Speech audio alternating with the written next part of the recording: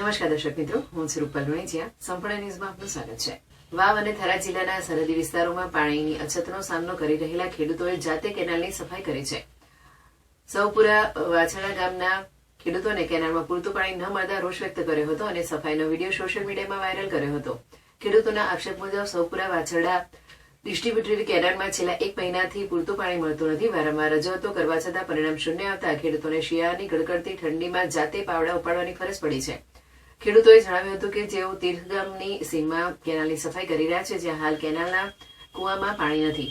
પૂરતું પાણી ન મળવાને કારણે ખેતી જોખમમાં મુકાય છે, જેથી સત્વરે પાણી પૂરું પાડવામાં આવે તેવી તેમની માંગ છે. આની નર્મદા નિગમના નાયબ કાર્યપાલક ઇજનેર લલિતભાઈ પટેલે જણાવ્યું હતું કે તેમણે આ વિડીયો વિશે જાણ નથી. તેમણે તપાસ કરાવીને જરૂરી લાગશે તો સફાઈ કરાવવાની ખાતરી આપી હતી.